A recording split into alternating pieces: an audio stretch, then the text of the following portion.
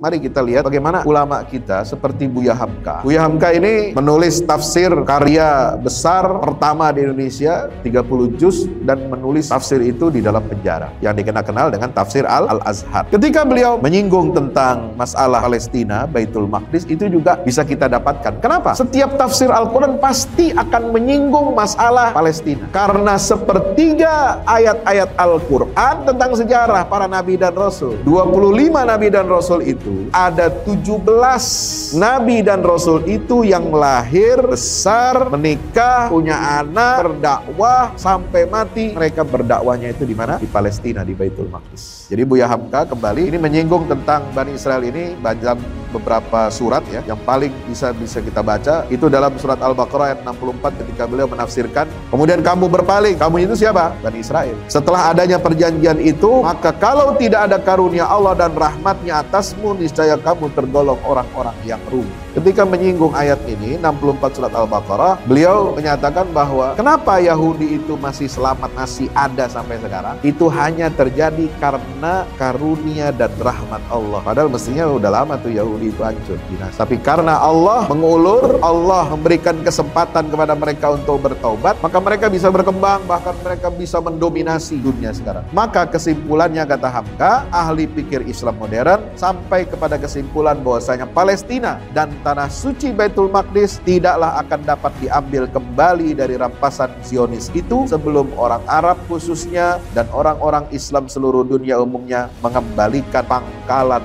pikirannya kepada Islam. Sebab baik Yahudi dengan Zionisnya atau negara kapitalis yang membantu dengan moral dan material berdirinya negara Israel itu, keduanya bergabung jadi satu secara modern, bukan untuk menentang Arab karena dia Arab, tapi menentang Arab karena dia statusnya adalah Islam. Hamka itu analisisnya tajam ya, bahwa ternyata yang dibalik opini yang menggerakkan opini dunia bahwa Islam itu agama teroris, umat Islam itu adalah kelompok teroris radikal yang melawan hegemoni Amerika, Israel itu adalah teroris, itu kan di belakangnya Yahudi semua, dan mereka ingin memerangi Islam dengan cara menggiring opini dunia. Itu semua sekarang terbuka mata dunia sekarang dengan apa yang genosida yang terjadi di jalur Gaza ini, membuka banyak mata orang-orang di barat yang mereka bukan muslim sekalipun, bahwa ternyata selama ini pandangan saya, pandangan kami orang barat terhadap muslim itu keliru. Ternyata yang teroris betul, yang teroris besar dan sesungguhnya adalah Zionis Israel dan Amerika yang mendukungnya. Ini terbuka.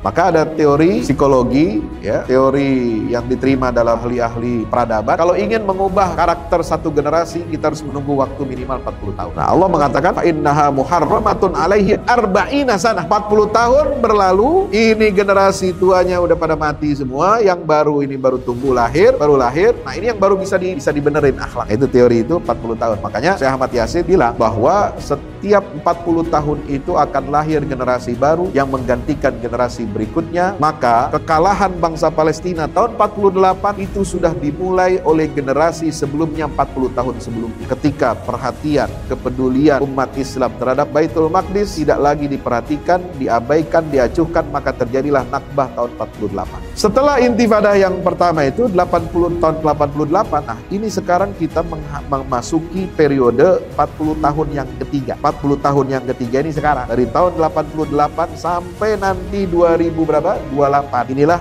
bangkit generasi baru yang melakukan perlawanan dengan Israel, bukan lagi dengan batu. Kalau dulu tahun 88 pakai ketapel tuh. Nah, sekarang generasi baru perlawanan Palestina hampir 40 tahun yang diprediksi oleh Syekh Ahmad Yasin itu sudah menghadapi Israel dengan apa? Dengan senjata, dengan teknologi militer yang canggih. Makanya wajarlah untuk menghadapi Yahudi itu, Allah ciptakan ini, orang Palestina ini, yang memiliki kekuatan intelektual yang sama, bahkan lebih hebat, superior daripada Israel. Kita berdoa kepada Allah, ya, agar saudara kita di Palestina diberikan pertolongan dan kemenangan oleh Allah Subhanahu Wa Taala. Mudah-mudahan Allah kabulkan doa kita, mendorong motivasi semangat kita untuk memerdekakan Masjidil Aqsa. Insya Allah.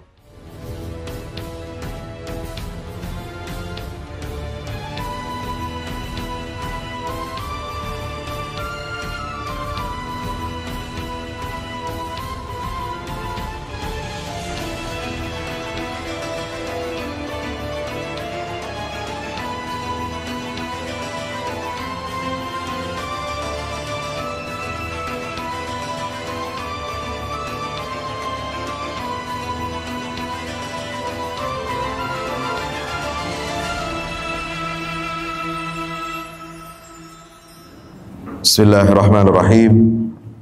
Qul ja'al haqqu wa zahaqal batil innal batila kana zahuqa. Wa nunazzilu minal qur'ani ma huwa shifaa'un wa rahmatun lil mu'minin wa la yazidu zalimina illa khasara. In ahsantum ahsantum li anfusikum wa in asatum falaha. Fa idza jaa'a wa'dul akhirah liyasu'u wujuhakum wa liyadkhulul masjida kama dakhaluhu awwala marrah wa liyutabbiru ma 'alaw tatbira.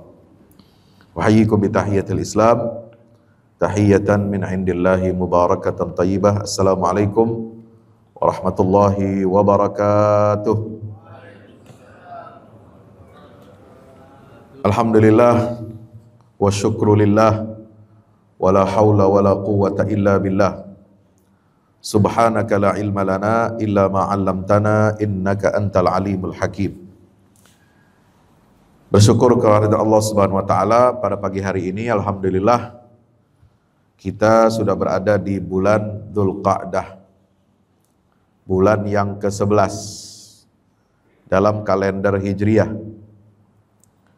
Setelah kita menjalani ibadah puasa Ramadan, alhamdulillah kita juga sudah merayakan hari Idul Fitri. Saya sebagai pribadi dan juga pemateri narasumber yang mengisi ya setiap tahun, barangkali ada berapa kali itu saya lupa, di Masjid Babut Taubah ini saya tentunya ingin mengucapkan taqabbalallahu minna wa minkum siyamana wa siyamakum wa taqabbalallahu salihal a'mal. Mudah-mudahan semua amal ibadah kita diterima oleh Allah Subhanahu wa taala di bulan suci Ramadan itu. Mudah-mudahan kita dapat diperjumpakan kembali oleh Allah di bulan Ramadan yang akan datang di tahun-tahun berikutnya. Amin. Ya Rabbal Alamin. Panjang umur, sehat badan, dalam taufik dan riayah dari Allah Subhanahu wa taala. Amin ya Rabbal Alamin. Yang kedua, mari kita mengucapkan syukur alhamdulillah. Kita sudah berada di bulan Ashhurul Hurum. Bulan yang diistimewakan, yang dimuliakan dan diagungkan oleh Allah Subhanahu wa taala. Karena dalam sistem akidah Islam yang itu berkaitan dengan sistem kalender dalam aktivitas setiap muslim, kita sudah ditetapkan oleh Allah sejak awal penciptaan langit dan bumi ini 12 bulan perputaran perjalanan bulan dalam 1 tahun hitungan kalender Islam. Itu sudah ditetapkan oleh Allah. Dari 12 bulan itu ada 4 bulan yang haram, yaitu Dzulqa'dah, Zulhijjah, dan Muharram, 3 bulan berturut-turut, serta 1 bulan yang menyendiri, yang nyempil antara Jumadil Akhir dan Sya'ban, yaitu bulan Rajab. Ini sudah bagi ketetapan akidah. Secara teologis, setiap muslim, secara akidah, setiap muslim itu harus terikat dan tunduk kepada aturan ini. Ya. Ini aturan baku dari Allah. Dan setiap muslim harus tahu. Wajib hukumnya. Kenapa Allah tentukan dari 12 bulan perjalanan hidup manusia 1 tahun ini menurut kalender Islam? Kalender yang langsung disyariatkan oleh Allah. Ya. Jadi kalau kalender-kalender yang lain itu bukan dari syariat Allah. Kalender Gregorian, kalender Masehi, kalender apalagi yang dari agama lain gitu ya. Bukan hanya itu ya. Kan setiap peradaban itu kan punya kalender sistem ya. Ada kalender macam-macam gitu. Nah, tapi di kerajaan Islam di Pulau Jawa ini, kalender Jawa dan kalender Islam itu disatukan oleh Sultan Agung. Itu hebatnya. Sehingga tidak ada pertentangan. Jadi tetap hitungan Kita sebagai muslim tunduk kepada ajaran Islam mulai dari Muharram sampai Zulhijjah. Kemudian dihitung ya tahun Islamnya itu tetap 1445 Hijriah. Kemudian tahun kalender Jawanya itu juga sudah diislamisasi dan mengikuti perjalanan kalender Islam ini. Alhamdulillah. Nah, itu cara bagi kita bagaimana kita menata kehidupan kita ini agar sesuai dengan syariat Allah. Pertanyaannya sekarang, kenapa Allah menentukan 4 bulan yang haram itu? Apa tujuannya? Disebutkan dalam ayat itu dalam surat At-Taubah, "Fala tazlimu fihinna anfusakum." Jangan sekali-kali kamu menzalimi diri sendiri di 4 bulan itu. Apa maknanya? Jangan kamu berbuat maksiat, jangan kamu melanggar aturan-aturan Allah, jangan kamu keluar dari sistem aturan yang telah Allah wahyukan kepada Nabi kita Muhammad sallallahu alaihi wasallam. Kenapa? Karena Nabi SAW menyatakan dan juga dijelaskan lebih lanjut oleh para ulama, karena di bulan-bulan 4 yang ini, Zulqa'dah, Zulhijjah dan Muharram serta Rajab, itu dosa maksiat kita, pelanggaran-pelanggaran kita akan dilipat gandakan oleh Allah. Kan biasanya yang dilipat gandakan apa? Pahala. Baca Al-Quran, surat Al-Fatihah 1 huruf, itu 10 kebaikan. Ya, kalau normalnya kan 1 yang kita baca, pahalanya ya 1. Tapi kan selalu dilipat gandakan sama Allah tuh, 10. Sedekah, pahalanya dilipat gandakan, bukan hanya 10, bukan hanya 70, tapi 700. Biasa itu.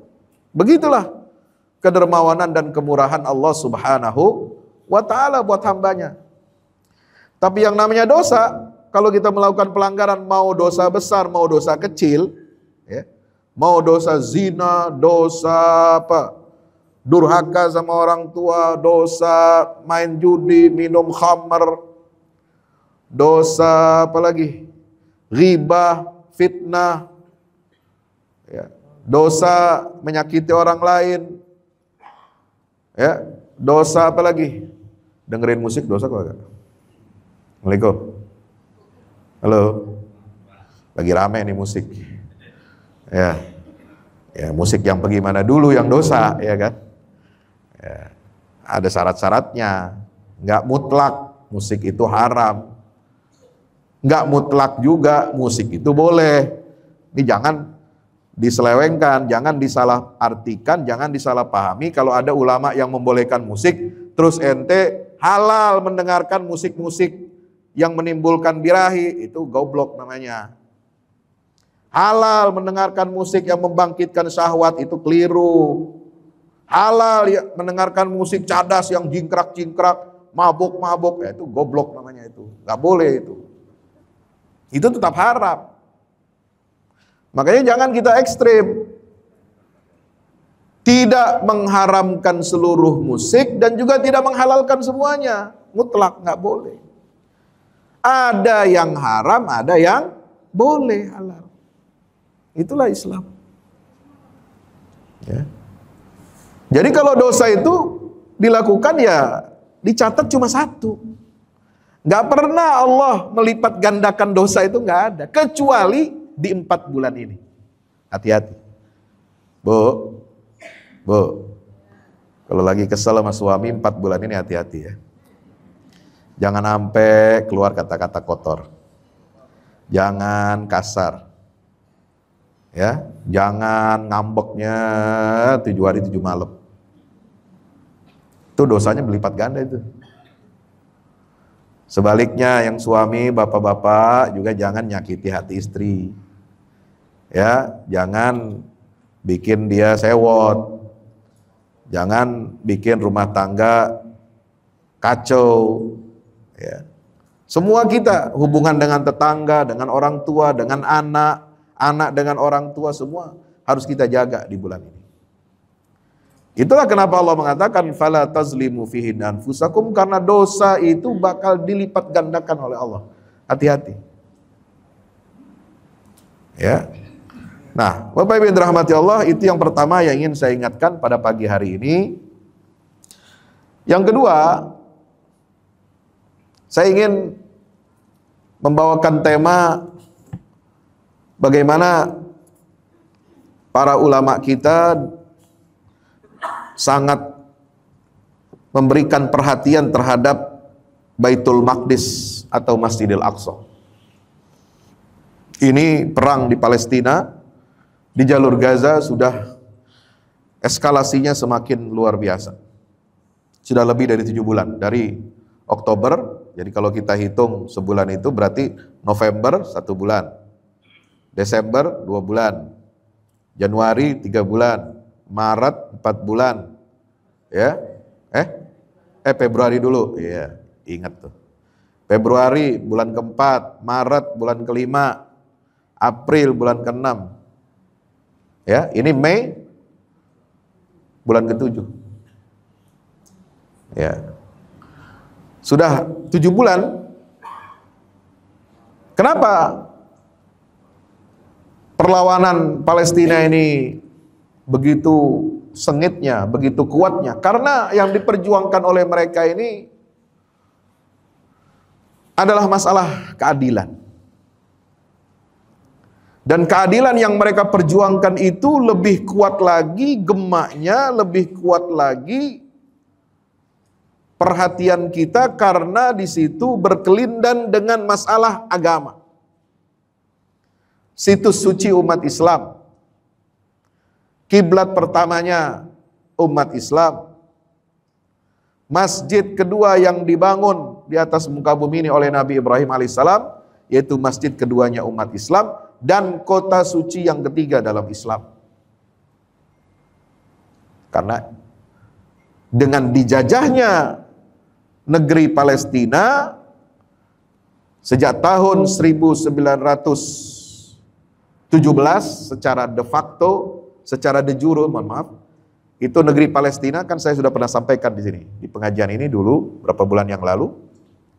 Ya, ketika Menteri Luar Negeri Inggris Arthur James Balfour memberikan secari kertas janji kepada Lord Rothschild untuk memberikan tanah Palestina ini kepada kelompok Yahudi internasional kalau Inggris menang perang dunia pertama. Ya, janji dari orang, dari pihak yang tidak punya tanah. Kan Inggris gak punya tanah Palestina, kapan dia beli? Ya, emang dia punya sertifikat tanahnya? Dia berhak bagi-bagi. Ya, kalau orang tua punya sertifikat tanah, dia bagi-bagi ke anaknya, wajar. Ada buktinya legal. Inggris gak punya tanah Palestina, dari mana dia punya? Ya, karena dia merasa bahwa kalau dia menang perang, berarti dia berhak untuk mengacak-acak tanah negeri yang berada di wilayah, ya, negara atau kekaisaran yang dikalahkan dalam perang dunia ke-1, maka dia merasa berhak untuk membagikan tanah itu kepada siapa saja yang dia inginkan. Nah, ini kan kezaliman yang luar biasa. Itu 1917. Ya, janji dari pihak yang tidak punya tanah kepada bangsa yang memang gak punya tanah air. Ya memang takdirnya begitu. Dan mereka sudah ditempatkan di mana-mana di seluruh dunia. Ya sudah menjadi warga negara masing-masing. Ada yang di Inggris, ada yang di Amerika, ada yang di Prancis, ada yang di Jerman, ada yang di Polandia, ada yang di Hongaria, ada yang Austria. Ya, ada yang di Afrika Utara berbaur dengan orang Arab, ya, ada di Maroko tuh. Di Yaman juga ada. Di Irak ada juga Yahudi. Udah ribuan tahun mereka tinggal di situ, sudah sebagai warga negara. Tapi kemudian ada penyakit yang namanya kanker, ya, namanya Zionis Israel ini, Zionisme internasional, ini menghidupkan sebuah ide gagasan bahwa seluruh diaspora Yahudi di dunia ini harus kembali ke tanah airnya, tanah nenek moyangnya. Ah, kalau begitu repot urusannya. Ya. Kira-kira Indonesia ini dulu tanah air siapa aslinya ini, nenek moyang kita ini? Kalau diurut-urut Pak, ini DNA-nya orang Indonesia. Ya, urut-urut nih. DNA-nya orang Indonesia itu mayoritas DNA kita dalam penelitian ilmiah. Ya, bangsa-bangsa Melayu, Melanesia, yang namanya sekarang jadi Indonesia ini negaranya, itu diurut-urut dulu nenek moyang kita itu dari provinsi Yunan. Tahu Yunan? Cina. Ya, udah campur-campur deh tuh sama bangsa-bangsa lain. Nah, akhirnya kayak kita begini sekarang. Ya, jadi jangan benci-benci amat ente sama Cina. Ujungnya ke sono juga. Ya. Jadi nanti kalau dia ngaku, oh orang provinsi Yunan, nih dulu nenek moyang kita dari ribuan tahun yang lalu ada di Indonesia. Nih Indonesia mesti kita ambil, kita rampas. Warga asli, warga yang sedang tinggal di sini kita usir, bisa nggak begitu? Nggak bisa. Amerika dulu bangsanya siapa aslinya? Indian, suku Indian.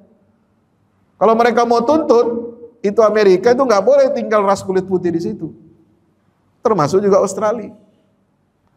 Jadi nggak ada dalam sistem negara modern, dalam hukum internasional itu mengklaim sebuah tanah yang dulu di wilayah itu ditinggali oleh nenek moyang ribuan tahun lalu, kemudian bisa diklaim oleh orang yang hidup sekarang yang jauh di bawahnya ribuan tahun yang lalu, dari ribuan tahun silam. Nah, ini yang menimbulkan masalah. Ya, itulah yang disebut dengan kolonialisme, itulah yang disebut imperialisme. Ya, apalagi mereka pakai dalih, ya, bukan dalil, dalih. Ya, karena dalil yang dipakai Yahudi ini nggak jelas. Ya. Bukan bersumber dari Tuhan, bukan bersumber dari Allah, itu rekayasa. Ya.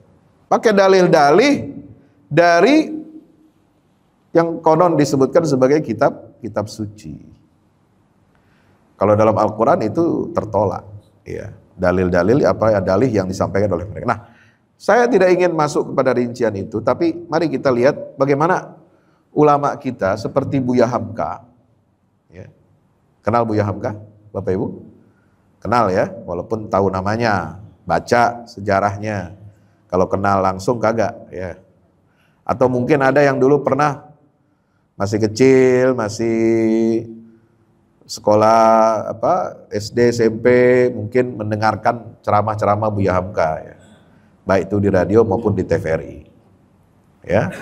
Buya Hamka ini menulis tafsir ya, karya besar pertama di Indonesia, 30 juz, dan menulis tafsir itu di dalam penjara Orde Lama. Yang dikenal dengan tafsir Al-Azhar. Ya, corak tafsir Al-Azhar ini adalah corak yang menggabungkan riwayat-riwayat tafsir Al-Quran dengan Al-Quran, tafsir Al-Quran dengan hadis Nabi, tafsir Al-Quran dengan pendapat sahabat dan tabi'in yang disebut dengan tafsir bil ma'thur. Dengan apa? Dengan tafsir bil ra'yi digabungkan. Apa itu ra'yu? Ra'yu itu adalah ilmu pendukung untuk memahami Al-Quran. Mulai dari bahasa Arab, sejarah, adab, sastra, ya, balaghah, asbabun nuzul, ada fikihnya, ada usul fikihnya dan sebagainya. Bahkan Hamka tidak hanya memakai ilmu-ilmu tradisional untuk memahami Al-Quran, tetapi juga dia menggunakan literasi sejarah modern untuk mengambil pelajaran dari kehidupan itu dan dikaitkan dengan Al-Quran. Ternyata konsep dan ajaran dari Al-Quran ini benar terbukti dalam sejarah manusia, dalam kehidupan sosial, politik, bahkan ekonomi. Jadi Hamka itu banyak sekali melakukan analisa dari sudut pandang apa? Ya, sejarah dunia, sosial, ekonomi, politik, bahkan psikologi, antropologi juga ada. Ini luas spektrumnya. Nah, ketika beliau menyinggung tentang masalah Palestina, Baitul Maqdis, itu juga bisa kita dapatkan. Kenapa? Setiap tafsir Al-Quran pasti akan menyinggung masalah Palestina. Setiap tafsir Al-Quran pasti akan menyinggung masalah Baitul Maqdis. Pasti akan menyinggung membahas Masjidil Aqsa. Kenapa? Ada jawabannya, tahu nggak? Halo? Assalamualaikum. Karena sepertiga ayat-ayat Al-Quran, berapa jumlah ayat Quran? Ada yang tahu? Berapa jumlah ayat Quran? Ya, jangan 666 itu apa terlalu simpel ya, itu mendekatkan aja itu. Jumlah ayat Quran ini 6.236. Ya. Itu sepertiganya itu kan tentang sejarah para nabi dan rasul. Berapa nabi dan rasul? Ada berapa yang wajib kita imani? 25. Nah, baru ingat itu. Ya. Yang namanya disebut dalam Al-Quran 25. Tahu? 25 nabi dan rasul itu ada 17 nabi dan rasul itu yang lahir, besar, menikah, punya anak, berdakwah sampai mati. Mereka berdakwahnya itu di mana? Di Palestina, di Baitul Maqdis. Ya. 17, Pak. 25 kurang 17 berapa ya? 8. Jadi cuma 8 nabi yang tidak di Baitul Maqdis yang wajib kita imani. Selebihnya itu semua terhubung, terikat dengan Baitul Maqdis, dan ayat-ayat Al-Quran yang turun kepada Rasulullah menceritakan 17 nabi dan rasul itu semuanya berbicara tentang kondisi tanah, kondisi sosiologi, antropologi, ya, sosial, ekonomi dan politik yang ada di Baitul Maqdis. Bahkan bukan hanya nabi dan rasul. Tahu kisah Ashabul Kahfi? Tahu ya? Itu juga di sana. Ya, cerita tentang pemuda yang tertidur di goa, di mana itu? Daerah negeri Syam, Baitul Maqdis. Ya. Zulkarnain disebut kisah dalam surah Al-Kahfi, itu juga pertempurannya di Baitul Maqdis. Dia penguasa timur dan barat dan pasti menguasai Baitul Maqdis. Ya. Bicara tentang kerajaan, Nabi Sulaiman, Nabi Daud itu kerajaannya di Baitul Maqdis. Ya. Ya. Banyak kisah-kisah dalam Al-Quran itu yang terjadi di Baitul Maqdis. Ya. Jadi wajar kalau setiap mufassir, setiap ahli Quran ketika dia menjelaskan Al-Quran, pasti dalam tafsirnya itu akan menyinggung tentang Baitul Maqdis. Kenapa? Kalau sepertiga ayat Al-Quran itu berisikan tentang kisah para nabi dan rasul, maka 17 nabi dan rasul itu berbicara tentang, ya, atau ayat Quran itu bicara tentang kondisi yang ada di Baitul Maqdis. Bicara tentang bangsa Israel, pasti itu. Karena ayat Al-Quran yang turun kepada Rasulullah bicara tentang Nabi Musa dan Bani Israel yang zamannya Nabi Musa doang nih. Ya. Itu kurang lebih ada 600 ayat. Belum Bani Israel yang sebelum Nabi Musa dan setelah Nabi Musa. Bisa dibayangkan. Makanya kata Syekh Yusuf Al-Qaradawi dalam bukunya Kaifa Nata'amal Ma'al Qur'anil Karim, tidak sedikit ulama yang mengatakan bahwa seolah-olah Al-Quran ini turun kepada Bani Israel. Kenapa? Karena yang paling banyak diceritakan, baik itu yang kesaleh-salehnya seperti nabi-nabi itu, orang-orang baiknya ia diceritakan, juga yang bejat-bejatnya juga banyak diceritakan di situ. Yaitu tentang kisah-kisah para nabi dengan Bani Israel. Jadi seolah-olah ayat Al-Quran ini turun kepada Bani Israel, tapi diberikannya kepada Nabi Muhammad SAW. Untuk apa? Didakwahkan kepada seluruh umat manusia sampai akhir zaman, sampai hari kiamat. Supaya apa? Kita bisa mengambil ibrah pelajaran. Kita harus berhati-hati dan waspada terhadap perilaku dan perangai karakter Bani Israel ini. Karena satu-satunya bangsa yang bejat, yang biadab, yang keluar dari agama Allah, yang tidak dibinasakan dan dihancurkan oleh Allah, yang disebutkan oleh Al-Quran, masih ada sampai sekarang, sampai hari kiamat, itu tinggal Yahudi doang. Yang lainnya, umatnya Nabi Soleh, udah koid semua, ya udah mampus semua, udah lewat, udah nggak ada lagi keturunannya, habis, hancur. Umatnya Nabi Lut hancur semua, binasa. Ya. Umatnya kaum Ad, umatnya Nabi Hud hancur semua, dibinasakan oleh Allah. Umatnya Madian, nah kaum Madian, umatnya Nabi Shu'aib hancur semua, dibinasakan oleh Allah. Ya. Yang tidak dihancurkan oleh Allah itu Bani Israel. Betul. Sampai sekarang masih ada. Makanya kita bisa mengkonfirmasi sifat-sifat Bani Israel yang ada dalam Al-Quran itu dengan sifat yang betul-betul ada pada mereka sampai saat ini. Ya. Makanya saya bikin buku. Ini ada buku saya terbit sebelum Ramadan kemarin. Cuma karena kemarin puasa gak ngisi di sini, jadi saya gak terlambat mengenalkan ini. Runtuhkan Zionis, rebut Baitul Maqdis. Ini di bagian pertama, Bapak Ibu dirahmati Allah, saya banyak berbicara tentang 10 bab tentang khusus mengenal perangai Yahudi. Ya. Kenapa? Kalau kita mau ngalahin musuh, kita mesti kenal karakter musuh itu bagaimana. Ya. Itu kan ilmunya dari siapa? Jenderal perang Cina itu ya. Atau dari mana itu? Kalau Anda mau mengalahkan musuh, Anda harus kenal siapa musuh Anda.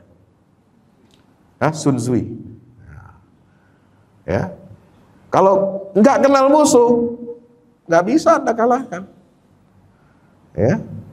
Harus kenal siapa mereka itu. Makanya kita harus pelajari. Makanya Al-Quran ya menggelontorkan ratusan ayat di dalam Al-Quran itu hanya untuk menjelaskan karakter asli Bani Israel. Nggak usah jauh-jauh deh. Kalau saudara baca surat Yusuf, tahu surat Yusuf? Ya kan? Itu kan orang kita suka baca surat Yusuf ya. Sama surat Maryam katanya. Ya kan? Terutama buat ibu-ibu yang lagi hamil. Buat apa Pak Ustadz? Ya kalau saya sih nggak mengamalkan ya. Tapi kan sering beredar itu kan dalam tradisi di masyarakat itu supaya akhlak anak laki-laki kalau lahir jadi baik seperti Nabi Yusuf. Kalau perempuan lahir akhlaknya baik seperti Siti Maryam ibunya Nabi Isa. Padahal bukan itu maksud dan tujuan itu, supaya kita kenal. Ini kan siapa Yusuf itu? Yusuf itu Bani Israel. Siapa Maryam itu? Bani Israel juga dia. Tapi yang benar, yang soleh. Yang bertauhid, yang beriman, beramal soleh. Ya. Kalau mau tahu karakter Bani Israel itu, ketika Anda baca surat Yusuf, kisah Nabi Yusuf, ketika Anda baca surat Maryam, kisah tentang bagaimana proses lahirnya Nabi Isa oleh perempuan suci yang bernama Maryam ini, Anda akan dapati perangai itu begitu kejam. Nabi Yusuf itu mau dibunuh, dibuang, ya, dijauh oleh siapa? Saudara kandungnya sendiri, saudara sebapak. Ya. Itu sama saudara aja begitu. Itu Yahudi. Dengkinya, hasutnya, ya. Liciknya, dia bikin alibi itu, ya, dijeblosin ke dalam sumur, ya, kemudian bajunya diambil, dikoyak-koyak, dilumuri darah, ya. Jadi yang suka bikin hoax itu memang Yahudi itu dari dulu, ya. Nah, itu anaknya Nabi loh itu. Nabi Yakub. Nabi Yakub itu apa gelarnya? Israel. Maka putra-putra Yakub disebutnya namanya Bani Israel. Itu aja begitu akhlaknya, luar biasa kacau itu. Ya. Nah, Siti Maryam, kenapa dia Kalau Anda baca kisah kelahiran Nabi Isa itu, dikuyo-kuyo dia Siti Maryam ini. Dituduh berzina, dituduh ini. Yahudi ini tidak percaya, heran saya. Padahal mereka katanya pengikutnya Nabi Musa, beriman kepada Nabi Musa, tahu ada mukjizat-mukjizat. Kok ini Siti Maryam ya bisa hamil, mengandung, melahirkan ya tanpa kehadiran seorang ayah, seorang suami maksud saya. Ya, ayah buat Nabi Isa ya. Kalau dia nggak percaya itu adanya mukjizat, itu adalah mukjizat dari Allah. Itu nggak habis pikir saya. Itulah gendengnya Yahudi itu. Udah berbelas-belas nabi dan rasul ada di kalangan mereka, sudah diberikan mukjizat, nggak mudeng-mudeng juga kata orang Jawa itu. Nggak paham-paham. Nggak paham dan nggak mau sadar kalau mereka sedang diperbaiki akhlaknya oleh Allah. Sampai Nabi Muhammad SAW diutus, kenapa? Nabi diutus tidak dari kalangan Bani Israel karena Allah tahu kalau Nabi Muhammad diutus mereka pasti akan dibunuh oleh Bani Israel. Maka dialihkanlah kepada putra keturunan Nabi Ismail yang masih satu garis keturunan dengan Nabi Ishak yang menurunkan Nabi Yakub itu. Ya. Maka dua puak ini, Arab dan Yahudi ini, satu keturunan Nabi Ibrahim tapi berbeda. Maka Allah pilih Nabi Muhammad SAW menjadi Nabi akhir zaman ini dari keturunannya Ismail alaihissalam. Untuk apa? Untuk menjaga risalah Islam ini supaya tidak mati di tengah jalan. Kan Nabi Isa itu kan mau disalib itu kan sama siapa itu? Dikejar-kejar sama Yahudi yang kejar-kejar itu. Yang memprovokasi Raja Romawi itu. Itu Yahudi. Ya. Dibunuh itu. Betapa jahatnya mereka. Kalau Nabi Muhammad ada di sana juga, hidup di tengah mereka, habis Islam ini, Pak. Makanya dijaga dan dilindungi, dijauhkan oleh Allah dari mereka. Lahirnya di Mekah, di gurun padang pasir, tandus, susah untuk ditembus kekuatan besar dunia, Persia dan Romawi serta Yahudi yang memang mengincar. Mereka pengen Nabi akhir zaman itu lahir di kalangan mereka. Sampai, Pak, Yahudi ini ya getolnya, kekehnya bagaimana Nabi Mesias penyelamat mereka di akhir zaman itu pengennya harus lahir dari kalangan mereka, sampai mereka itu bermigrasi dari Palestina itu, wilayah negeri Syam itu, cari tempat seperti yang digambarkan dalam kitab mereka bahwa Nabi akhir zaman itu akan lahir di tengah gurun tandus yang ada lembah hijaunya. Sampai mereka bermigrasi dari abad pertama Masehi itu sampai ke negeri Arab. Dicari tempat itu, Pak. Jadi ratusan tahun mereka tinggal di Madinah itu. Ada yang tinggal di Madinah, ada yang tinggal di Khaybar, ada yang tinggal di Tabuk itu, sepanjang jalur Jazirah Arab itu, tapi nggak sampai ke Mekah dia. Karena mereka tahu Mekah ini pusat penyembahan berhala, dia tahunya begitu, paganisme, musyrik. Dia cuma sampai Madinah. Maka tinggalnya itu udah ratusan tahun, sudah jadi namanya pakai nama Arab, naturalisasi itu. Yahudi itu beratus-ratus tahun tinggal di sana. Untuk apa? Nungguin datangnya lahirnya Nabi akhir zaman itu. Pengennya dari mereka, tapi ternyata meleset. Lahirnya Nabi itu di mana? Di Mekah, keturunan Abdul Muttalib dari ya keturunannya Nabi Ismail alaihissalam. Bapak Ibu dirahmati Allah. Jadi Buya Hamka kembali, ini menyinggung tentang Bani Israel ini dalam beberapa surat ya. Yang paling bisa kita baca itu dalam surat Al-Baqarah ayat 64 ketika beliau menafsirkan ayat "Tsumma tawallaitum min ba'di dzalik falaula fadlullahi 'alaikum wa rahmatuhu lakuntum minal khasirin." Kemudian kamu berpaling. Kamu itu siapa? Bani Israel. Setelah adanya perjanjian itu, maka kalau tidak ada karunia Allah dan rahmatnya atasmu, niscaya kamu tergolong orang-orang yang rugi. Ketika menyinggung ayat ini, 64 surat Al-Baqarah, beliau menyatakan bahwa kenapa Yahudi itu masih selamat, masih ada sampai sekarang, itu hanya terjadi karena karunia dan rahmat Allah. Ya. Padahal mestinya udah lama tuh Yahudi itu hancur, binasa. Tapi karena Allah mengulur, Allah memberikan kesempatan kepada mereka untuk bertaubat, Allah berikan karunia dan rahmatnya, maka mereka bisa berkembang, bahkan mereka bisa mendominasi dunia sekarang ini. Ya, ini Buya Hamka ambil dari surat Al-Baqarah ayat 64. Nah, ketika menyinggung apa? Ada yang mengatakan orang Yahudi itu cerdas, Pak. Jenius. Ya kan kita dulu jam masih kecil, saya masih ingat. Ya.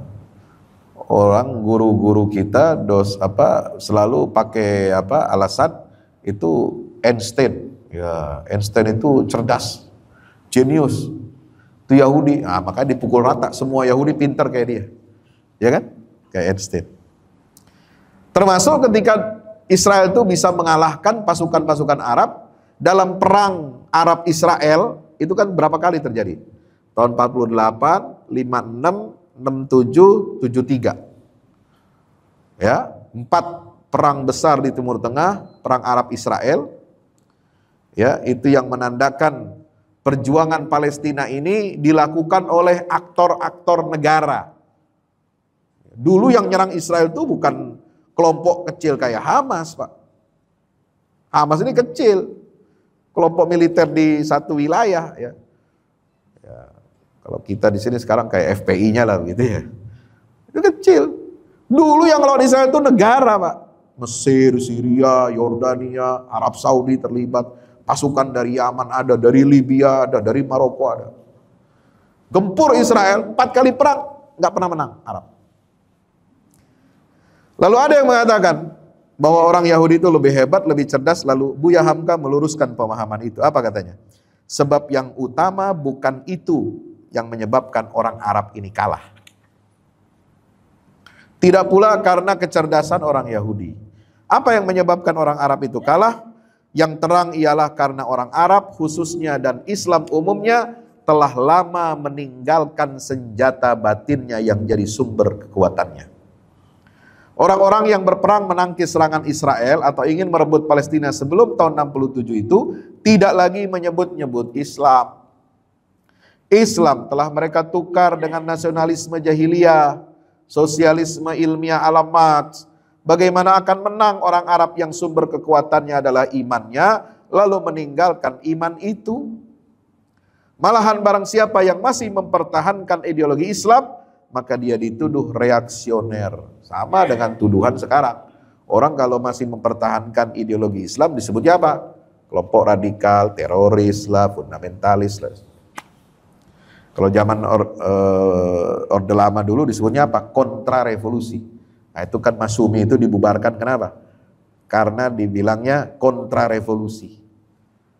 Menentang ideologi Nasakom, panglima pemimpin besar revolusi. Nah, kan gitu. Ya, itu kalau pakai ajaran Islam nggak boleh. Nama Nabi Muhammad sebagai pemimpin dan pembangun dari bangsa Arab telah lama ditinggalkan, lalu ditonjolkan Karl Marx, seorang Yahudi. Nah ini kata Buya Hamka, lucunya jadi begini. Untuk melawan Yahudi, mereka buang pemimpin mereka sendiri yaitu Nabi Muhammad, dan mereka ganti dengan pemimpin Yahudi yaitu Karl Marx.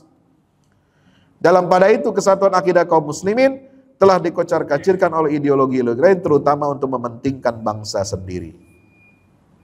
Nah, ini ketika menafsirkan surat Al-Baqarah ayat 64.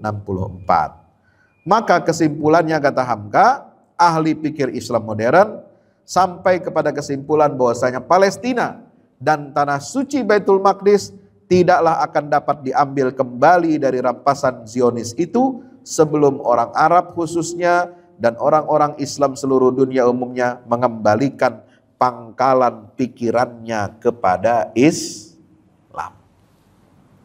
Sebab baik Yahudi dengan Zionisnya atau negara kapitalis yang membantu dengan moral dan material berdirinya negara Israel itu, keduanya bergabung jadi satu secara modern, bukan untuk menentang Arab karena dia Arab, tapi menentang Arab karena dia statusnya adalah Islam. Hamka itu analisisnya tajam. Ya. Kalau ahli-ahli politik, pengamat militer, pertahanan keamanan ya memandang masalah konflik Arab Palestina itu soal senjata, soal kurang ini, kurang itu gitu ya. Atau kurang cerdas, kurang cerdik, strategi militer dan sebagainya. Tapi sekarang enggak. Dan terbukti ucapan Hamka ini kan. Bahwa ternyata yang dibalik opini, yang menggerakkan opini dunia bahwa Islam itu agama teroris, umat Islam itu adalah kelompok teroris radikal, yang melawan hegemoni Amerika, Israel itu adalah teroris, itu kan di belakangnya Yahudi semua itu Pak. Dan mereka ingin memerangi Islam dengan cara menggiring opini dunia itu. Itu semua sekarang terbuka mata dunia sekarang dengan apa yang genosida yang terjadi di jalur Gaza ini, membuka banyak mata orang-orang di barat yang mereka bukan muslim sekalipun, bahwa ternyata selama ini pandangan saya, pandangan kami orang barat terhadap muslim itu keliru. Ternyata yang teroris betul, yang teroris besar dan sesungguhnya adalah Zionis Israel dan Amerika yang mendukungnya. Ini terbuka, mahasiswa pada demo itu di mana-mana. Protes di Harvard, di Columbia University, di Princeton, di New York University, ya. Sampai duta besar Israel bilang itu teroris Hamas ya berlindung atau menyusup ke kampus-kampus Columbia University dan Harvard katanya. Ya sekalian aja, kenapa enggak ente bilang Hamas itu ngumpetnya di kolong kasurnya Sekjen PBB. Ya.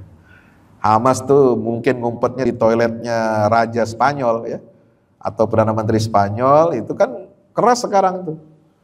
Ya, mengatakan Israel itu penjahat perang. Gak pernah loh dalam sejarah bilang begitu. Irlandia, Belgia siap mengakui Palestina sebagai negara merdeka. Dan kemarin di sidang umum PBB sudah 143 negara yang mendukung Palestina sebagai anggota penuh Perserikatan Bangsa-Bangsa. Selama ini kan cuma apa? Jadi pengamat, observer dari luar. Ya, bukan negara. Ya, Amerika maunya apa? Palestina jadi negara itu harus berdasarkan hasil kesepakatan dengan Israel. Loh gimana? Loh Israel itu belum ada negaranya kok, Palestina sudah ada. Kok kita mau bikin negara Palestina harus mendapat izin Israel, itu gimana? Logikanya, hukum internasional. Ya, Bapak yang dirahmati Allah, inilah yang harus kita gali. Kemudian beliau, Buya Hamka juga menjelaskan dalam surat Al-Maidah ayat 24. Ayat 24 apa bunyinya? Ini cerita tentang betapa ya karakter Bani Israel ini malas ya, nggak mau bertempur ya. Mereka hanya mau berpangku tangan dan mereka tidak ingin apa? Sudah terbiasa karakternya menjadi budak. Ya. Jadi karakternya itu mentalnya tempe. Ya. Dulu kan sering Bung Karno mengkritik ya. Bangsa sendiri, bangsa kita ini mental kita seperti mental tempe. Nah, apa mental tempenya Yahudi? Itu disebutkan dalam surat Al-Maidah 24. Qalu ya Musa, inna lan nadkhulaha abadan ma damu fiha fadhhab anta wa rabbuka faqatila innaha huna qa'idun. Mereka Yahudi berkata, wahai Musa, kami sama sekali tidak akan memasuki Baitul Maqdis ini. Ya, katanya ini negeri yang dijanjikan, tapi mereka nggak mau masukin. Nabi Musa kan bilang di ayat sebelumnya 21, ya qaum udkhulul ardal muqaddasata allati kataballahu lakum wala tatawallaw mudbirin. Masuklah kamu ke negeri yang disucikan itu oleh Allah. Jangan kamu berpaling lalu berbalik badan. Nah, apa berpalingnya mereka itu? Mereka mengatakan kepada Nabi Musa di ayat selanjutnya, wahai Musa, kami tidak akan masuk Baitul Maqdis itu ya selama-lamanya selagi ada musuh kami ada di dalamnya. Madamu fiha. Kan ayat berikutnya berbunyi apa? Inna fiha qauman jabbarin wa inna lan nadkhulaha. Di dalamnya itu ada kelompok manusia yang perkasa, itu musuh mereka. Nah, itu yang disebut dengan bangsa Filistin. Jadi bangsa Filistin itu sejak sebelum Yahudi ada di Baitul Maqdis, itu Palestina sudah ada. Nah, istilahnya dalam Al-Quran itu namanya Qaumun Jabbarin. Makanya mendiang Yasir Arafat almarhum ya, selalu bilang, nahnu syabul Falastini, syabul Jabbarin. Nah, dia selalu bilang mana-mana itu. Kami ini adalah bangsa Jabbarin yang kuat perkasa sebagaimana dalam Al-Quran disebutkan. Itu Yahudi gak mau bertemu dengan mereka, gak mau masuk ke dalam Baitul Maqdis karena ada bangsa Palestina itu. Fadhhab anta wa rabbuka, wahai Musa, pergilah kamu bersama Tuhanmu berperang di sana. Lu siapa nyuruh-nyuruh Tuhan perang? Ya kan? Inna hahuna qaidun, kami di sini duduk-duduk saja. Ya kira-kira kayak orang malas zaman sekarang ya, tinggal terima kunci aja lah gitu kan. Gak mau bekerja, gak mau berusaha, ya, gak mau mewujudkan janji Allah, ya. Dia maunya duduk-duduk aja, gak mau bekerja, gak mau berusaha. Malah Nabi Musa dan Tuhan disuruh apa? Bertempur, berperang untuk merebut kota itu dan memberikannya kepada Yahudi. Ini kan lucu, ya. Jadi di sini disebut apa? Benar-benar membayangkan semangat yang sudah patah dan jiwa yang sudah terbiasa jadi budak, kata Buya Hamka. Betapa Nabi Musa mengerahkan mereka, bukannya mereka bertambah berani, melainkan bertambah takut. Selama penduduk negeri itu masih di sana, mereka tidak akan masuk. Biar apa yang akan terjadi, biarlah kembali ke Mesir jadi budak. Sehingga mereka berani mengatakan, pergilah engkau dan Tuhan engkau berperang kamu berdua, sungguhnya kami di sinilah kami duduk. Ya. Bapak yang dirahmati Allah Subhanahu wa taala. Lalu kemudian dalam riwayat Bani Israel selanjutnya setelah Nabi Musa wafat, Yusha bin Nun yang dididik oleh Musa sejak masih muda, beliau itu yang meneruskan pimpinan. Sebab apa? Jiwanya sejak semula telah bebas dari semangat perbudakan. Jadi yang meneruskan kepemimpinan Nabi Musa di kalangan Israel setelah Nabi Musa wafat siapa? Yusha bin Nun. Yusha bin Nun ini generasi baru yang lahir setelah periode 40 tahun Yahudi hidup terombang ambing, gak jelas arahnya. Hidupnya di tengah gurun pasir, masuk gak mau, begini kembali ke Mesir gak mau gitu kan. Itu di gurun Sinai 40 tahun terlunta-lunta. Ya. Maka ada teori psikologi, ya, teori yang diterima dalam kalangan ahli-ahli peradaban. Kalau ingin mengubah karakter satu generasi, kita harus menunggu waktu minimal 40 tahun. Ya. Nah, Allah mengatakan fa innaha muharramatun alaihi arba'ina sanah.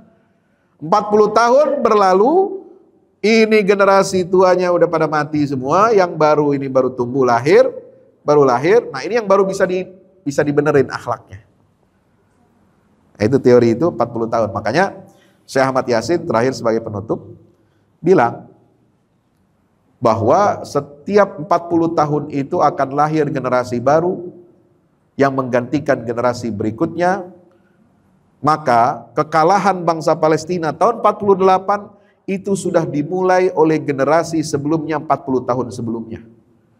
Ketika perhatian, kepedulian umat Islam terhadap Baitul Maqdis tidak lagi diperhatikan, diabaikan, diacuhkan, maka terjadilah Nakbah tahun 48.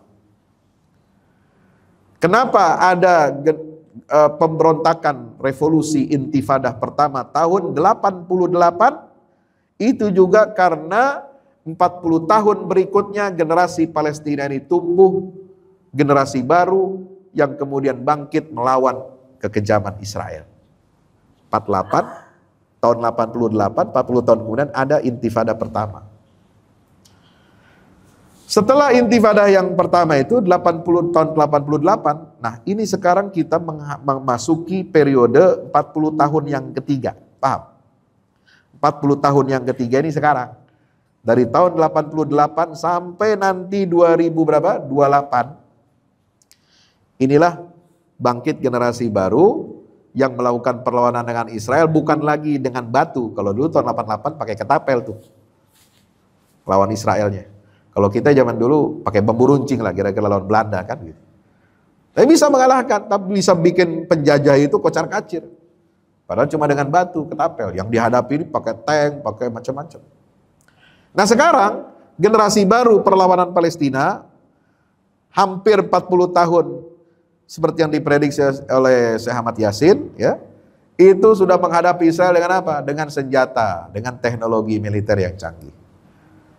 Dia bikin roket, dia bikin pelontar roket, pelontar rudal, kemudian dia pakai macam-macam. Ya, kekuatannya itu sekarang ditakuti oleh Israel.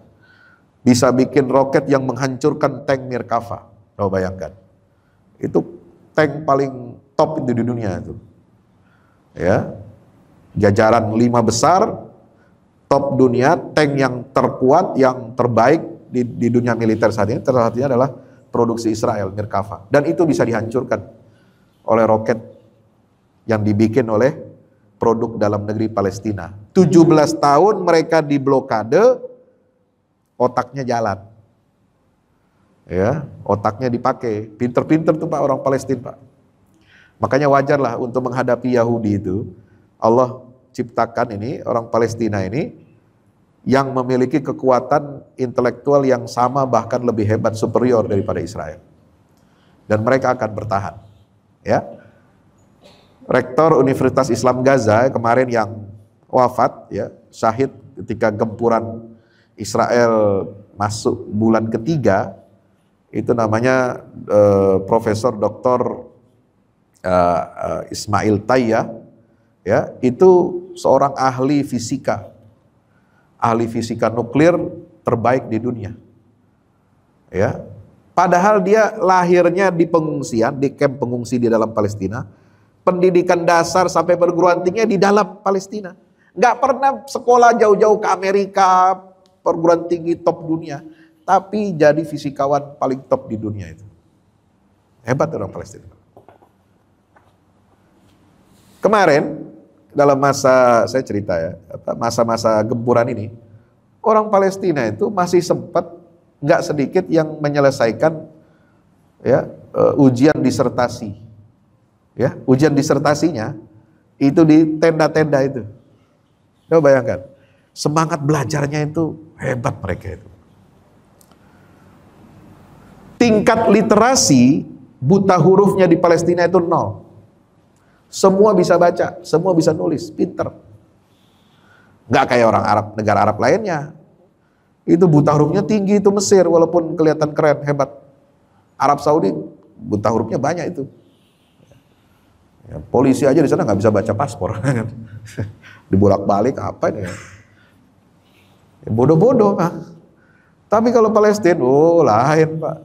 Itu anak kecil itu udah pinter baca, udah pinter menulis, udah pinter ngomong. Dan giat belajar itu luar biasa. Subhanallah. Mari kita tutup ya kajian ini dengan kita berdoa kepada Allah, ya, agar saudara-saudara kita di Palestina diberikan pertolongan dan kemenangan oleh Allah Subhanahu wa taala. Allahumma ya munzilal kitab wa mujriyas sahab wa hazimal ahzab ihzimhum wansurna alaihim birahmatika ya arhamar rahimin. Saya mau mengajarkan satu doa penting buat Bapak Ibu semuanya. Kita berdoa setiap selesai kita sholat, sisipkan doa ini. Apa doanya? Ini saya diijazahkan doa ini dari guru saya, Profesor Dr. Abdul Fattah Al-Awaisi, orang asli Palestina yang menulis buku Roadmap Nabawiyah Pembebasan Baitul Maqdis. Itu buku yang menginspirasi saya menulis buku baru ini. Apa beliau ajarkan doa? Ayo kita baca ya. Ikuti saya. Allahumma inni as'aluka salatan fil masjidil aqsa wa huwa hurrun aziz. Allahumma inni as'aluka salatan fil masjidil aqsa wa huwa hurrun aziz. Allahumma inni as'aluka salatan fil masjidil aqsa wa huwa hurrun aziz. Apa artinya? Ya Allah, Allahumma inni as'aluka, aku memohon kepadamu ya Allah. Mohon apa? Bukan minta rezeki, bukan minta mobil, bukan minta rumah. Minta supaya apa? Sholatan fil masjidil aqsa, berikan saya kesempatan untuk sholat di dalam masjidil aqsa. Amin. Ya Rabbal alamin. Karena itu perintah Nabi. Ituhu fasallu fihi. Datanglah kamu ke masjidil aqsa itu dan sholatlah kamu di dalamnya. Itulah doanya Nabi Sulaiman kepada Allah selesai memugar Baitul Maqdis. Ya Allah, tidaklah ada seorang pun yang datang sengaja ke Masjidil Aqsa ini. Tujuannya hanya untuk melakukan sholat 2 rakaat di tempat ini, kecuali engkau ampuni semua dosa-dosanya seperti dia baru lahir dari rahim ibunya. Amin ya Rabbal. Maka kita mohon kepada Allah, ya Allah berikan kami rezeki supaya bisa sholat di dalam Masjidil Aqsa. Wa huwa hurrun aziz. Tapi Masjidil Aqsa-nya ketika kami sholat di dalamnya sudah merdeka dan mulia.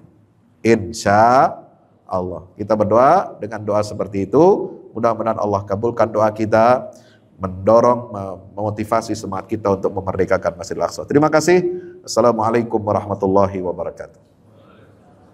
Silakan kalau ada yang mau bertanya, 1, 2, silakan. Ya, Ustaz, silakan Ibu. Waalaikumsalam warahmatullahi wabarakatuh. Alhamdulillah, terima kasih Pak Ustaz. Kebetulan saya sudah sholat di Masjidil Aqsa. Alhamdulillah. Kebetulan kemarin 3 masjid. Alhamdulillah. Yang saya tanyakan, saya di mana bisa ketemu mendapatkan buku karya Pak Ustadz yang pertama. Dia mendalami bagaimana perjuangan daripada masyarakat Palestina. Ya. Karena saya sendiri melihat waktu kita mau sholat tahajud itu sengaja dilambat-lambatin sama tentara.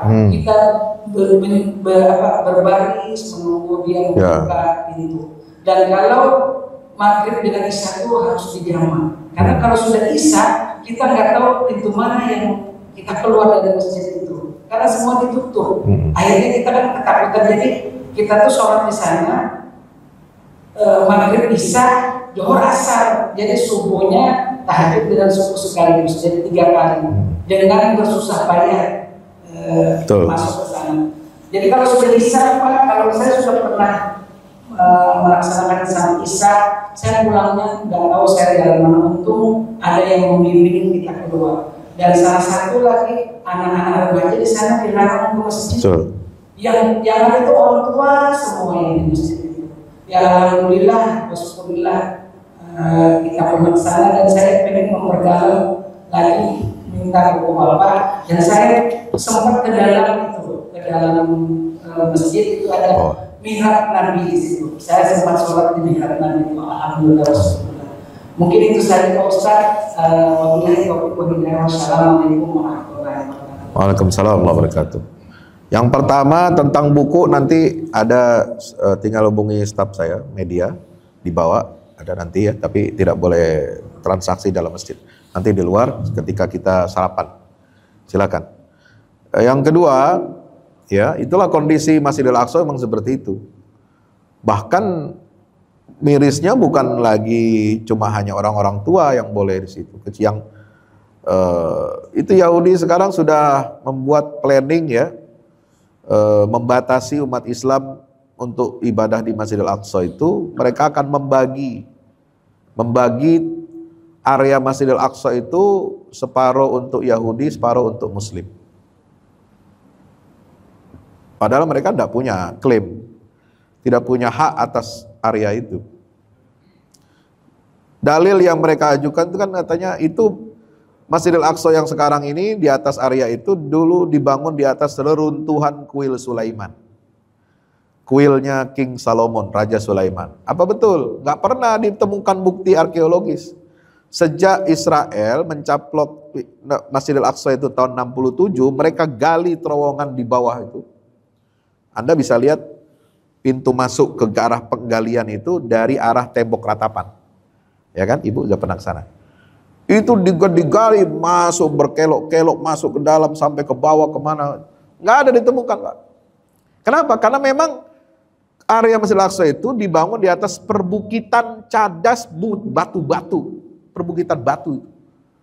Jadi bukan tumpukan bangunan-bangunan kayak kita nih bangun rumah. Ya, rumah lama dihancurin, ya, pondasinya ya puing-puingnya ditaruh lagi di situ kan. Tinggal naik aja gitu. Nggak begitu. Atau kayak Candi Borobudur, Candi Prambanan. Dulu kan ditemukan Candi Borobudur kan ketutup tanah semua itu, Pak. Itu Borobudur setinggi itu dulu di bawah tanah. Ya kan? Area pertanian itu dulu. Digali sama petani ketemu itu juga nggak sengaja, bukan sengaja nyari candi itu.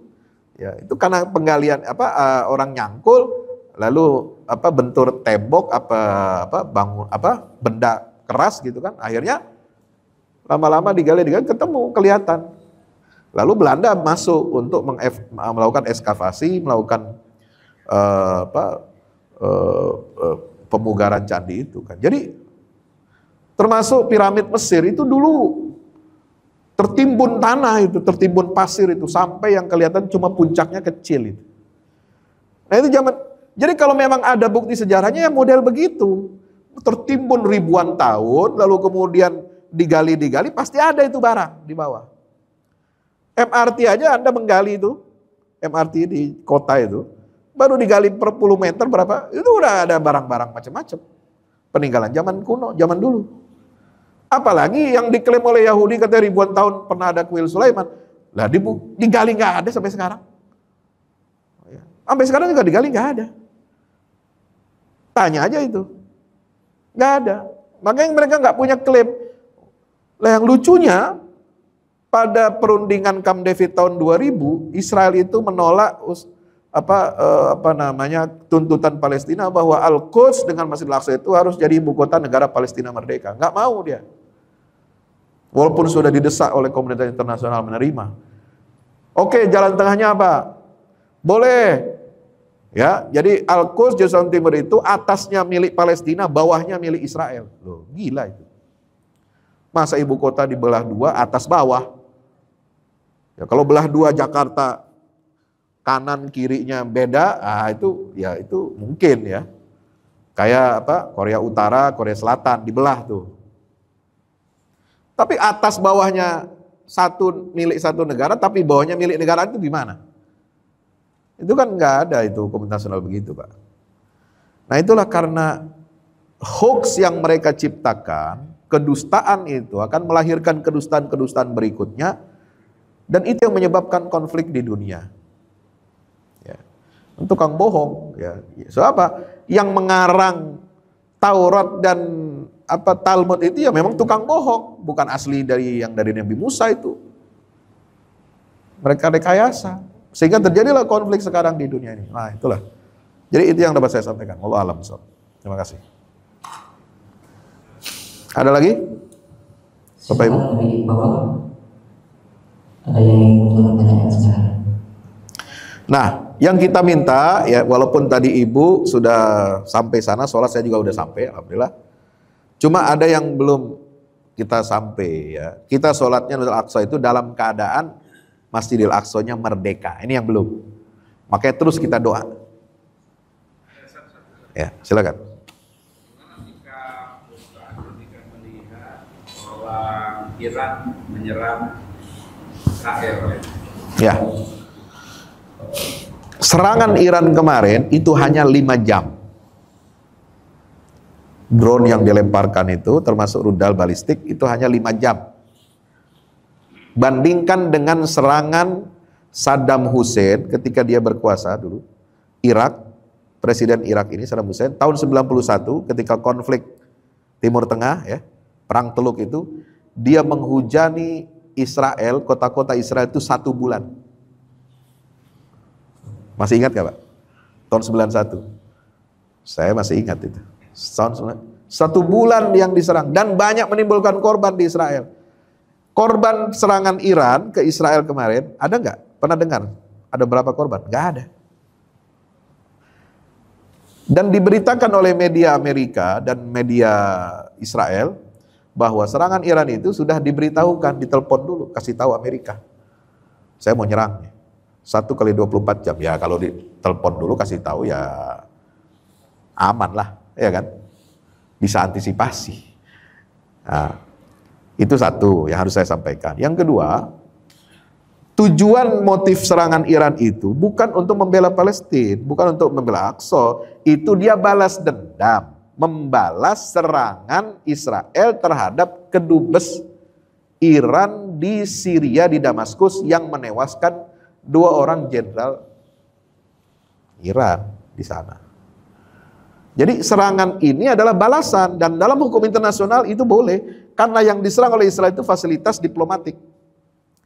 Kalau kedutaan Indonesia ada di luar negeri diserang oleh kelompok di sana, ya, atau diserang oleh negara asing, Indonesia berhak membalas, Pak, dan nggak akan kena sanksi. Kenapa? Karena kita diserang lebih dahulu, fasilitas milik negara itu, diplomatik kita. Ya. Jadi motifnya adalah membalas serangan Israel terhadap kedutaan mereka yang ada di Damaskus. Bukan serangan itu inisiatif atau prakarsa inisiatif mereka sendiri untuk membela Palestina dan Al-Aqsa. Enggak. Jadi itu pembalasan dilakukan serangan karena ada serangan Israel lebih dahulu. Nah, itu harus tahu kronologinya. Kalau enggak, ini bisa confuse kita memahaminya. Ya, kalaupun memang mau ada niat tambahan, motivasi tambahan di luar itu, ya silahkan aja. Tapi kenapa serangannya baru sekarang? Kenapa nggak dari awal bantunya? Kan begitu.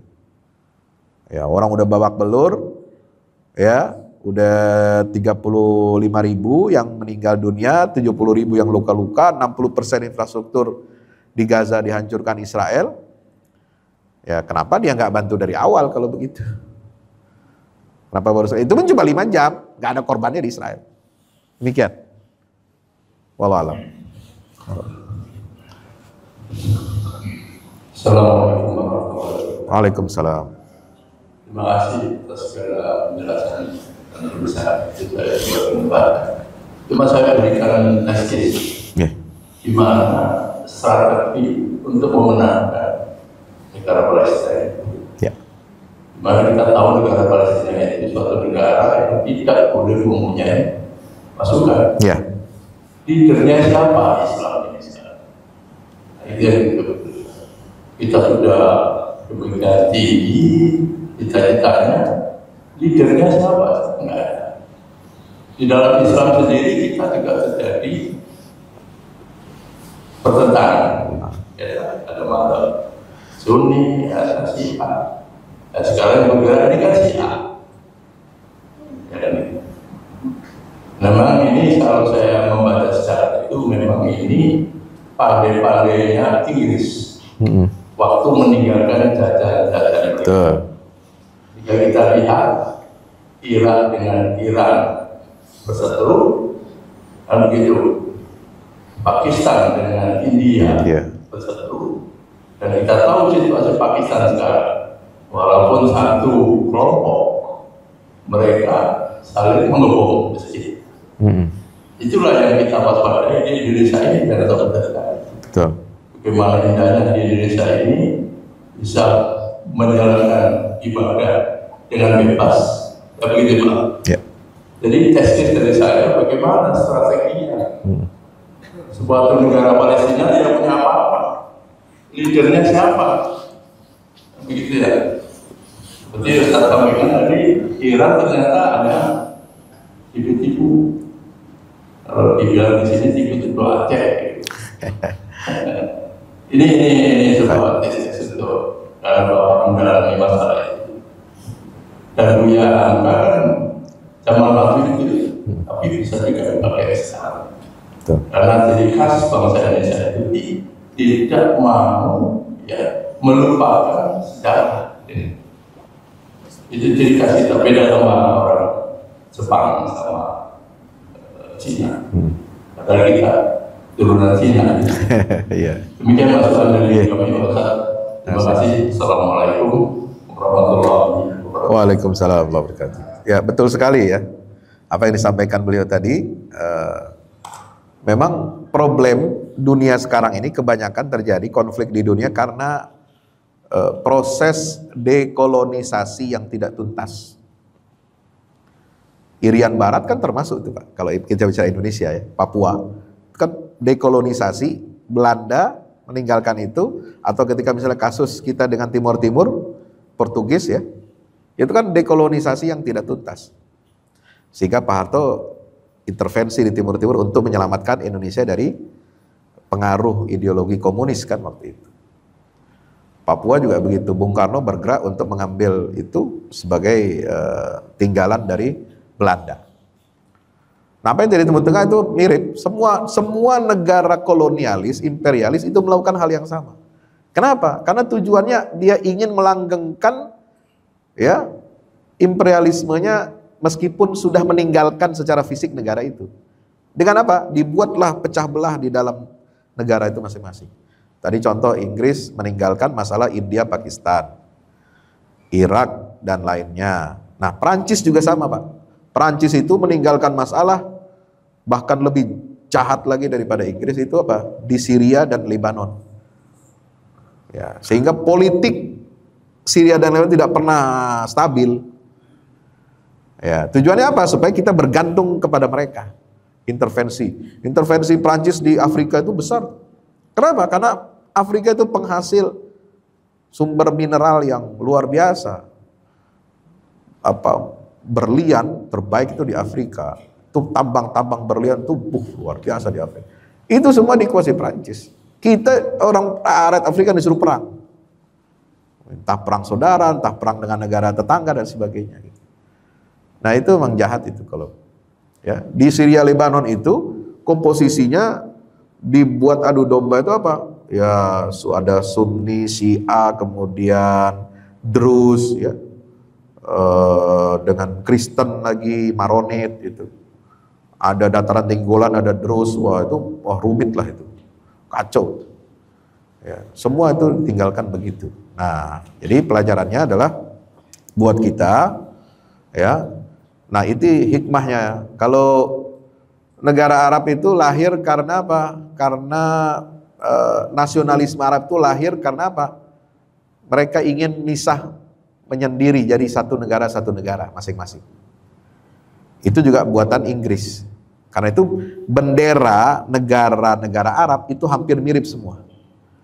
Ada unsur apa? Nah, di sini contoh Palestina. Ada merah, ada hijau, ada putih, ada hitam. Itu semua bendera ini direkayasa 4 warna ini oleh Sykes-Picot. Sykes-Picot itu Menteri Luar Negeri Prancis dan Inggris ketika Perang Dunia I dia sudah berunding. Ini kalau Perang Dunia I kita menangkan, ini negara-negara Arab, Jazirah Arab yang dulu berada di wilayah Ottoman, ini harus kita pecah. Dulu kan satu benderanya, bendera Turki Utsmani, merah aja. Nah, ini kalau merdeka mereka, kita merdekakan mereka, apa benderanya? Maka dibuatlah bendera ini, unsur 4 warna ini cuma nanti disesuaikanlah. Yaman kan mirip semua, ada 4, pokoknya Yordan, Yaman, apa itu, Syria, Lebanon, Mesir, itu semua ada 4 warna ini. Ini harus kita tahu nih Pak. Yang mungkin nggak sama Arab Saudi, cuma hijau aja.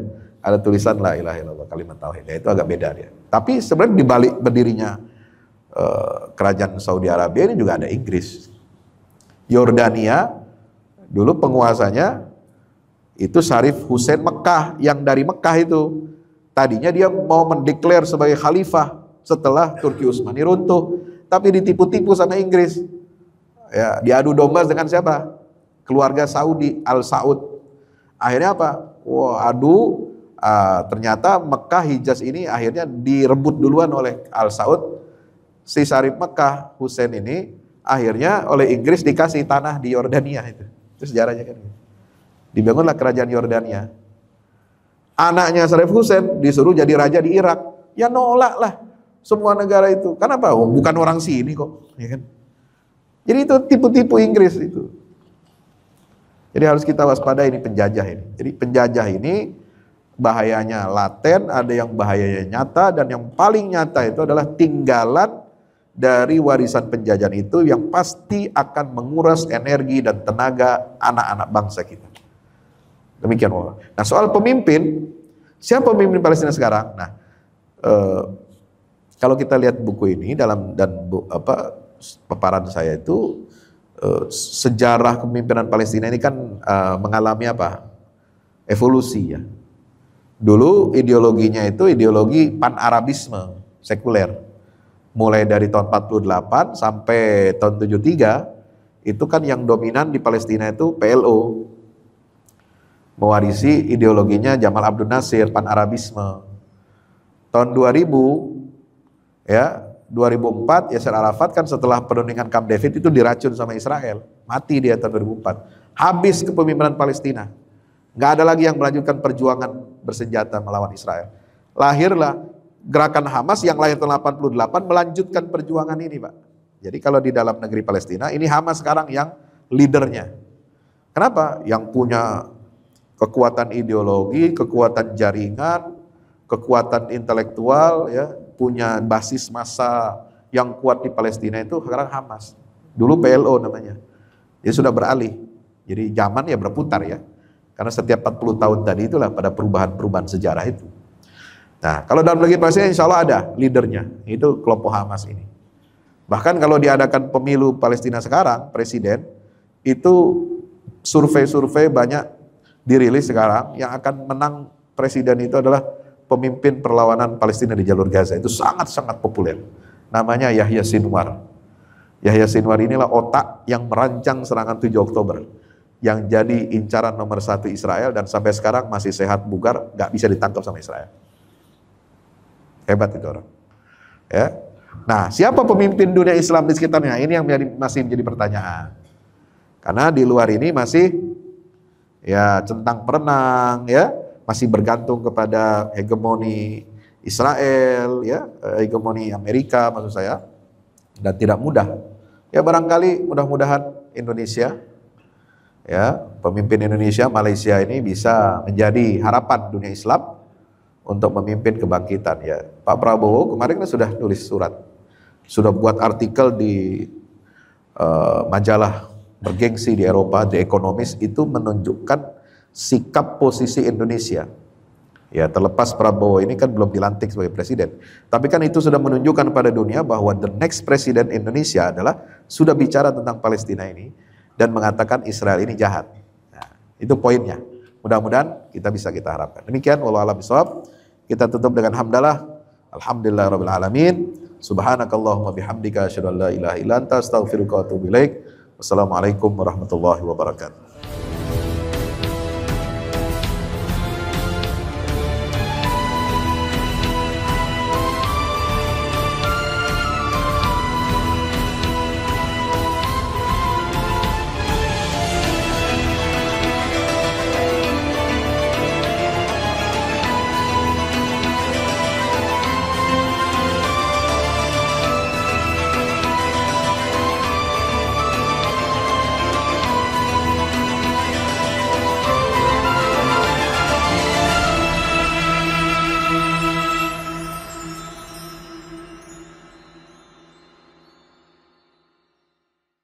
Assalamualaikum warahmatullahi wabarakatuh. Tahniah, barakallahu fikum untuk guru kita semua, Kiai Haji Fahmi Salim LCMA. Masya Allah, tabarakallah, launching 2 buku Al-Mukarram, buku Wahai Anakku dan Runtuhkan Zionis. Dan selamat tahniah juga untuk peresmian gedung Al-Fahmu Institute, Pusat Dakwah Al-Quran. Pada 26 Sya'ban, hari Kamis 1445 Hijrah, bertepatan dengan 7 Maret 2024. Saya, adik kelas Ustadz Fahmi Salim di Mesir, merasa ikut bahagia, ikut senang. Sekali lagi tahniah, ajmal at-tahani, ungkapan selamat yang terindah untuk Kiai Haji Fahmi Salim LCMA. Barakallahu fikum. Wassalamualaikum warahmatullahi wabarakatuh.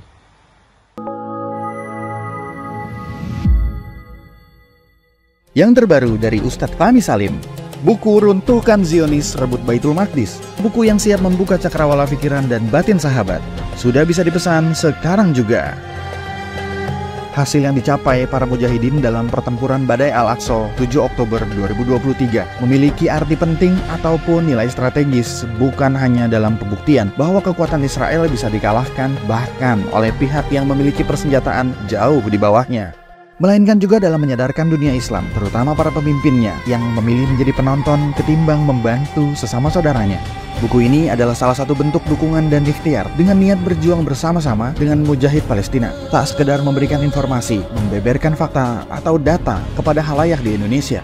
Buku ini juga hadir untuk meluruskan tudingan bahkan fitnah terhadap para pejuang di sana. Betapapun kita berada jauh dari Al-Quds, melalui buku ini kita akan dapatkan bagaimana kita bisa memperoleh pahala yang sebanding dengan para pejuang di garda terdepan di negeri perlawanan Palestina. Dapatkan buku Runtuhkan Zionis Rebut Baitul Maqdis segera.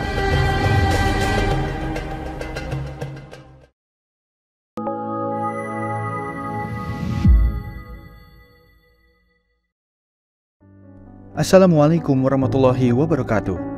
Di zaman dan era global yang semakin menuntut kita untuk terus bergerak, ada kebutuhan yang senantiasa harus kita penuhi dalam kehidupan kita. Zaman di mana segala kebutuhan terasa sangat mendesak.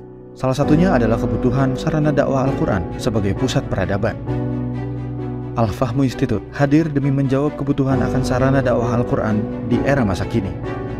Kami melihat latar belakang yang ada untuk menjawab tuntutan seperti kebutuhan sarana dakwah Al-Quran yang meningkat di ibu kota, kebutuhan akan pusat pembibitan hafiz Al-Quran, kebutuhan pusat pengkajian Al-Quran, kebutuhan akan pusat dakwah kreatif berbasis Al-Quran, kebutuhan sarana media perekat umat Islam, ibu kota dan Indonesia, juga kebutuhan akan adanya sarana pusat kaderisasi guru tahfiz dan mufasir di ibu kota.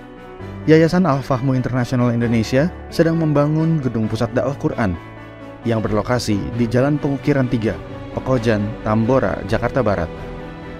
Gedung pusat dakwah Quran ini insya Allah akan menjawab tantangan dan kebutuhan akan sarana dakwah Al-Quran yang ada, seperti yang digagas oleh Direktur Al-Fahmu Institute, Kiai Haji Fahmi Salim MA, yaitu tugas peradaban kita semua adalah untuk berperan dalam menerjemahkan cetak biru peradaban, yaitu Al-Quran, dalam dunia nyata. Kami mengajak jamaah semua untuk ikut dalam perdagangan yang tidak merugi ini, sebagaimana yang disampaikan dalam Al-Quran Surat Fatir ayat 29-30, yang artinya, sesungguhnya orang-orang yang selalu membaca kitab Allah dan mendirikan sholat dan menafkahkan sebahagian dari rezeki yang kami anugerahkan kepada mereka dengan diam-diam atau terang-terangan, mereka itu mengharapkan perniagaan yang tidak akan merugi, agar Allah menyempurnakan kepada mereka pahala mereka dan menambah kepada mereka dari karunia-Nya. Sesungguhnya Allah Maha Pengampun lagi Maha Mensyukuri. Gedung Pusat Dakwah Quran Al-Fahmu Institute terdiri dari 4 lantai, di mana di lantai 1 terdapat Masjid Quran Mulia, dan di setiap lantainya insya Allah diperuntukkan demi berlangsungnya tugas mulia dalam perjuangan dakwah Al-Quran.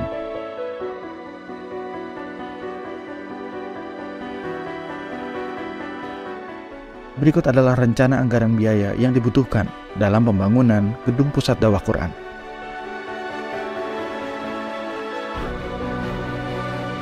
Dalam kesempatan yang mulia ini, kami mengajak jamaah semua untuk ikut dalam gerakan sedekah Lailatul Qadar di setiap malam ganjil di bulan Ramadan. Salurkan melalui nomor rekening berikut ini.